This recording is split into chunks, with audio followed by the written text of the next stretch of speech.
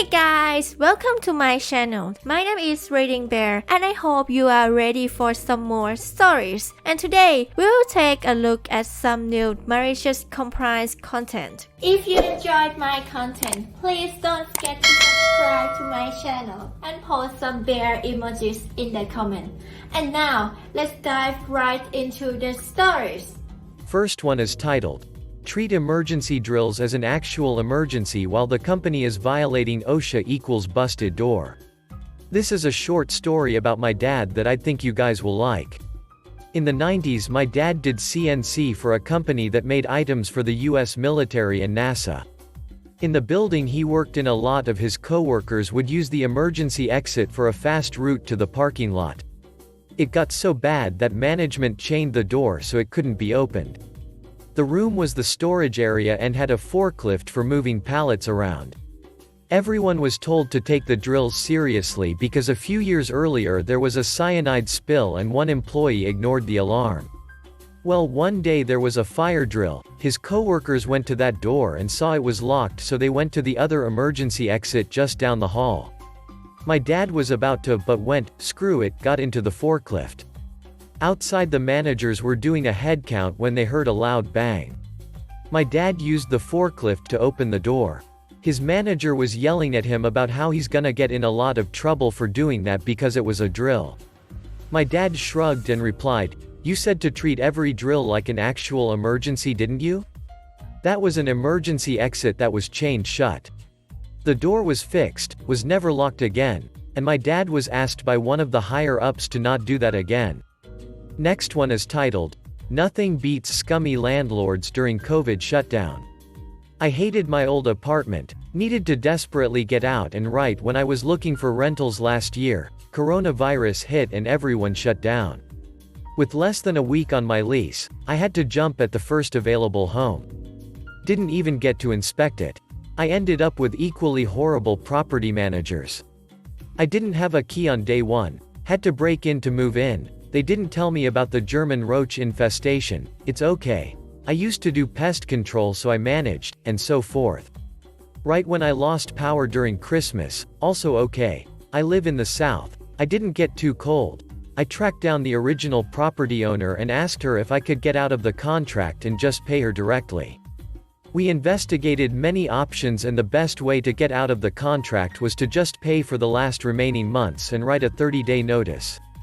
They call me and tell me that I have to write them a notice signed and sent and received on the exact date 30 days from the lease's end to be accepted, or I will lose my $1,000 security deposit. They really stressed it had to be mailed and definitely on time or they won't be able to accept it. Cue my pettiness. I wrote a template letter, with a generic, this is a number of days till lease end, day notice. I'm writing to terminate my contract and to receive my security deposit as stated. I sent one out on my 103-day notice. Then another one on 89-day notice. Then another one on 73-day notice, and so forth. Basically, whenever I remembered about it, I would change the date around, print it, sign it, and then mail it. They call me saying this is very unnecessary and that they got my message loud and clear. But they sounded pretty rude about it, so I sent some more. I then received some passive-aggressive emails that they will honor the contract and leave me the $1,000 deposit as I have sent them a 30-day notice. But they can be tricky, and as I haven't technically sent them an exact 30 days notice, I have some more letters to send. Plus again, they sounded pretty rude over email. Cue the final 15-day countdown till my 30-day notice letter. I upped the ante. I now have one letter per day to send, and I have changed the fonts on each letter, ranging from Papyrus to Jokerman to Comic Sans. My favorite one is the one where it's all bright yellow and barely legible. It just hurts looking at. Oh, and better yet, I got the last batch sent as certified mail, so I get an email that they received it and that they had to sign it. On my 34th day notice letter, now probably the 20th letter I've mailed, I received my cashier's check back. No message or anything. Fortunately, I have 4 more letters to send. The best $43 on stamps I've ever paid. Next one is titled, How My Dad Got a Supermarket Shut Down for a Day. My dad owns a small vending machine company, and for years one of his accounts was the local grocery store. He had a couple machines in the back in the employee areas that were there for years. It was a weird little break room. It was on the second floor up a narrow staircase in the stockroom. To get the machines in originally they'd used the forklift and put them through a cargo door on the second floor. Years later the store had been bought by generic regional grocery chain and they decided to redo the whole back area. The new manager asked my dad to remove his machines as they were going to tear down the break room. We went down on the weekend to remove them and asked if they could lower them from the cargo door for us. The manager flipped out and flatly refused, telling us it wasn't her problem and to take them down the stairs. We measured everything and figured out that they were simply too wide to go down the narrow staircase and tried to explain the problem to the manager. Her reply was, "Cut the damn things in half or I'll get a sawzall and do it myself." This was her critical mistake. The machines were very old and destined for the junkyard anyway, and she had just graciously offered to cut the machines in half for us. We went upstairs and took the stock plus the valuable electronic parts from the machine and left the useless shells there for her to sawzall at her pleasure. At the time I had a friend who worked at the store who I had explained the situation to. She told me that the manager was awful and roundly disliked, and some not so nice names that they referred to her by. A few days later she called me up laughing. Apparently they had planned to do the demolition overnight and open in the morning, but on the night of the demolition there had been a major problem. 2 vending machines were still up in the break room and they deemed it unsafe to destroy the structure with them up there. Also they'd removed the forklifts due to the construction, so there was no way to get them down. Eventually they had to attempt to cut the machines in half, but they're pretty tough, so it took way longer than expected. The end result was they ran far over time and had to keep the store closed a day to finish the teardown. The manager was still in charge there for a couple years and used to glare at me anytime I was in shopping. Next one is titled, "Only Following Your Orders." Years ago I worked for a company that had a small management team on site. Boss 1 who I shall call Dick and Boss 2 who I shall call Major. Now Major was a retired army type and had worked on site for many years. Dick had been hired to oversee an expansion and he was put in charge of Major. Now Dick and Major had completely different approaches to work. Dick was all about customer service, while Major was more focused on the practicalities of the situation. Part of the expansion involved taking over an existing multi-story car park and introducing a pay-as-you-leave system. Originally this was due to happen in what was a traditionally quiet time of August but got pushed back to late October. Within a week Dick and Major had a falling out. The policy was to charge £5 at the time if the customer lost a ticket. This was considerably cheaper than the previous policy when the car park was run by others, but Dick decided it was too much. He decided that customers should say how long they have stayed and be charged accordingly. Now Major knew this would lead to problems as word would get out, but Dick held firm. He dictated that security who dealt with lost tickets should be helpful in looking for the ticket but then charge what the customer said they owed. 3 weeks in a car park of 500, about 50 tickets were being lost a day. Queues were forming and the car park was slowly grinding to a halt. Dick then went on a week's leave. Major then had meeting with security. They were to follow the policy as he could go against Dick's orders, but he made sure they were to fully follow the policy.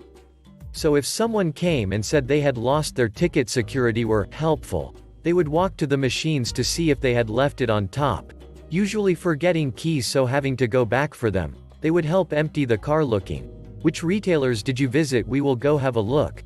Ask the retailer if any tickets had been handed in.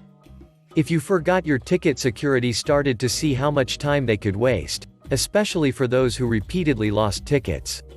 When Dick came back from holiday he had a ton of complaints to deal with from people saying it took too long to leave the car park. When asked, security just looked puzzled and said they were helping. It helped that security staff were not the brightest, and I'm sure he believed they were only trying to follow his policy. Soon after it was introduced that they would be charged the £5 rate after all. Next one is titled, "Sexist Idiot Talks Himself into Trouble." I, female, used to work as a door supervisor, bouncer, in the UK. One of the places I worked at had an absolute idiot as its manager.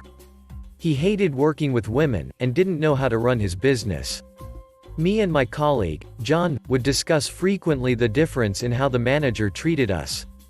Apparently, my uterus stopped me from doing my job properly. This went on for months, until one day, John called in sick. The only person who was available to cover was Jill. Jill was lovely, many years of experience behind her, and she was also the joint owner of the security company I worked for. At the start of our shift, Jill had arrived a little early so I could show her around. The manager saw us and came over. Before I could introduce Jill, he started shouting, "I don't pay you to stand around talking like a bunch of old women. Get outside, where you're supposed to be." Jill, to my surprise, walked straight outside. I followed. She turned to me. "He doesn't know who I am, does he?" I confirmed that he didn't. "Good. Don't tell him. Carry out your work as usual." Cue malicious compliance. I did everything I could, in the bounds of my job, to piss this guy off. My company checks the bathrooms every 20 minutes. He wanted every hour. I was in every 20 minutes on the dot. I performed spot searches, evicted drunk people, everything that I was supposed to do, but he had forbidden. I thought he was going to burst a vein in his head. At the end of the shift, he was screaming at me. Literal flecks of spit were flying. Then Jill walked in, with her son, the co-owner of our company, and the two owners of the premises we were stood in. The manager's face went from purple to white in seconds. The son signed off my nightly paperwork, told me I had done a good job, and said I could leave. The last thing I heard was the son giving Jill a proper introduction to the manager, who looked like he wanted to throw up. The fallout. The owners of the premises visited the place almost every week when we were working. Jill's son also would pop in from time to time. The manager kept working, but it was made clear to me that he was being transferred soon. Sadly, I left the area before he did, but that sexist waste of space never even spoke a single word to me from that time on. Next one is titled, Landlord, Can't Talk to the Electric Company Directly. Another landlord post reminded me of this ancient MC of mine. I lived in a one-bedroom rental unit, where I had to open my own account with the electric company, EC, directly.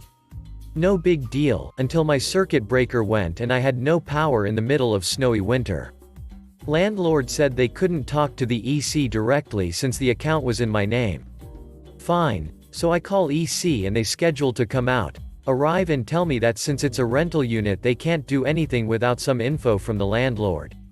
EC leaves and I spend the next few days freezing and going around and around on the phone, each telling me they can't do anything until the other takes action, but neither is willing to speak to the other directly. So I get them on a three-way call and individually confirm with each they will only speak to me, but neither can move forward. EC speaks to me, and tells me what info they need from landlord. Landlord was right there on the call hearing them speak, but before they could reply I relayed the message verbatim to the landlord. He replies with annoyance and I repeat his words to the EC. Finally EC has a good laugh and agrees to speak to landlord directly while I'm on the line. I had power back within 2 hours after the call. I do not miss renting instead of owning.